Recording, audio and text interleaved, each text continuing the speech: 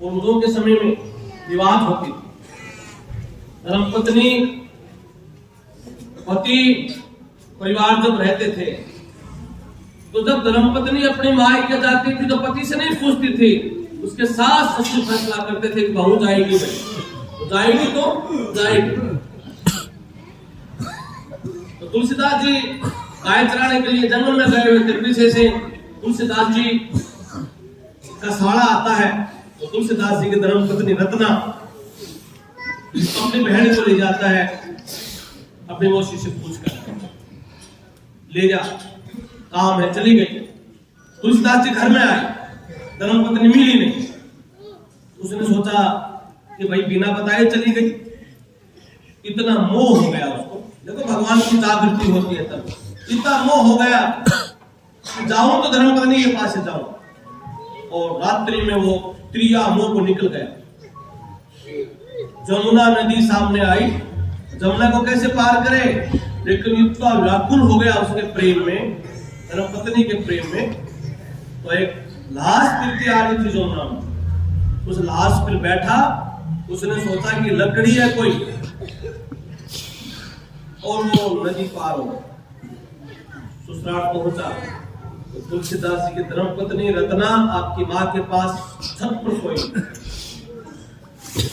उसने सोचा भाई घर कैसे पढ़ूं, तो उसी मकान के पीछे गया तो एक काला सर्प लटक रहा था। उसने सोचा अच्छा, उसको पता है कि तुलसी आएगा, और वो काला सर्प नहीं, उसको रस्सा समझ में आया कि कोई रस्सा लटक रहा है। रस्से को पकड़ा, छत पर गया। अब जगाए कैसे, पतिव्रता नारी को जगाना बहुत शेर से लड़ना है। धीरे से अपने धर्मपत्नी को जगाया, वो उठी, क्रोधित हो गई। तू कौन? बोला मैं तुलसी। कैसे आया? बोला देख पीछे से तूने रस्सा लटका रखा है। तो कहा, देखा तो काला बाघ। तो बोले पागल, मेरे मुंह में तूने इस काल को भी रस्सा मान लिया। इतना मोह प्रेम मेरे से कर रहा है, इतना नारायण से करता तो तू चला जाता बेकूफ, तुम्हें तेरा कल्ला पकड़ेगा। जय हो। तू वहां चला जाता, संसार में तेरा कोई रोक ही नहीं सकता। ऐसा कैसे? बोला मेरे प्रेम में तू सब कुछ भूल गया, उस लाश को भूल गया, काले नाग को भूल गया, भैल पे आ गया। इतना वो भगवान से कर भैल निर्भय होकर के तुलसीदास से उसी दिन से अपने धर्मपत्नी को गुरु बना करके छत से नीचे उतरा और भगवान की कथा में लग गया। इसमें प्रमुख कथा में राम राम तो करना आता ही नहीं।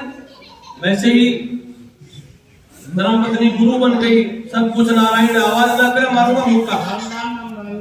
भगवान का भजन, भगवान का सुमरन इसमें लग गया। आपको क्यों बता रहा हूं मैं, जितने भी पूजनीय हुए ना, चाहे तुलसीदास हो, चाहे वाल्मीकि जी हो, इन सबका जीवन पढ़े ना भक्तों, आपवाड़ों से डूबता है। अर्जुनों ने कुसंगत त्यागी, आज उनकी पूजा करते हैं। तो भक्तों, तुलसीदास जी वो रामायण लिखी, तो बड़े बड़े विद्वान लोग भी आज पढ़ते हैं। और वो रामचरितमानस में जो भाव थे भक्ति के, उस चित्रकूट पे भगवान राम, लक्ष्मण, सीता, भरत, शत्रुघ्न सब आकर के तुलसीदास जी को दर्शन दिया। आज तक चौपाई अभी पढ़ते हैं, चित्रकूट के घाट पे भाई संतन की भीड़, तुलसीदास चंदन घसे तिलक करे रघुवीर। ये बात अकबर तक पहुंची। अकबर सुना नाम, अकबर तक बात पहुंची, ऐसा कोई भगत है, पकड़ के लाओ। तुलसी आया नहीं, जबरदस्ती लाओ, तुलसीदास नहीं आया। बड़ी महिमा होगी तुलसीदास की। रात की तरह सुन करके एक महिला आकर के तुलसीदास जी को कहा कि मेरा पति बीमार है, मुझे कुछ दो। वो बेचारा, उसको थोड़ी कुछ करना आता था, बीमार है कुछ दो। तो उसने भभूति दी कि ये ले जा और सिर पर लगा देना, वो ठीक हो जाएगा। वो महिला लेकर के वो तुलसी का आशीर्वाद तो बीड़ा लेके चली और गांव में बढ़ने से पहले उसका पति मर गया था। उसको शमशान भूमि में लोग लेके आए। उसको पता चला ये तेरा पति है। तो तुलसीदास जी को कहा, अरे तू तो कह रहा था ठीक हो जाएगा, ये तो मर गया। क्योंकि विश्वास था कि भगत कुछ दिया है। भक्तों वो लाश नीचे रखी और तुलसीदास का दिया हुआ प्रसाद उस भगत को देते वो जिंदा हो गया।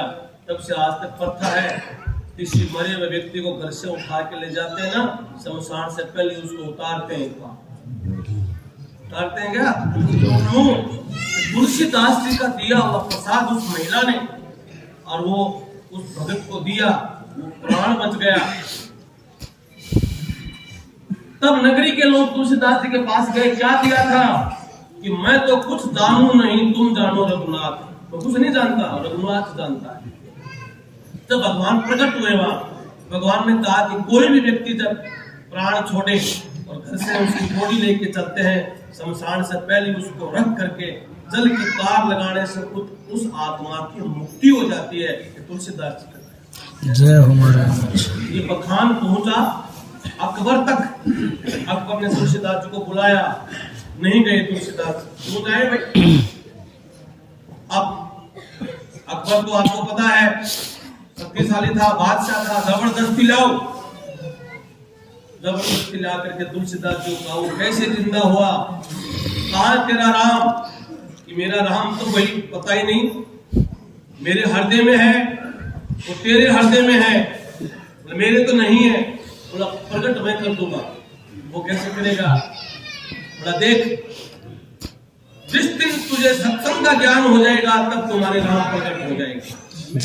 राम प्रकट कैसे हुआ? तो तुलसीदास जी इसको उठा के वो पढ़ने से वो छोटी करे संधि, राइट?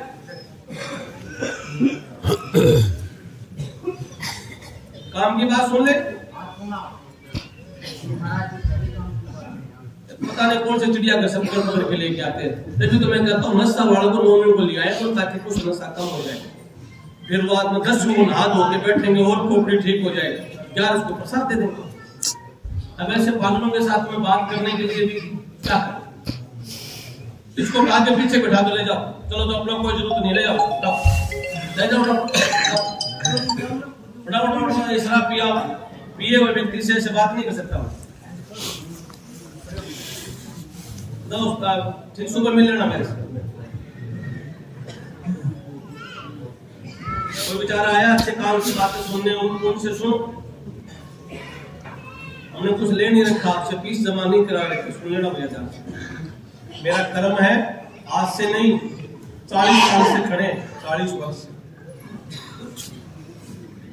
तो भक्तों तुलसीदास जी वाली जो बातें थी, तुलसीदास जी तो अकबर ने बुलाया। बुलाते कहाँ राम? तो बोला जागृति करनी है सत्संग से। सत्संग से भक्तों तुलसीदास जी को जन्म दिया गया। तुलसीदास जी ने हमेशा भगवान को याद किया और 40 दिन हनुमान चालीसा जो पढ़ते हो ना आप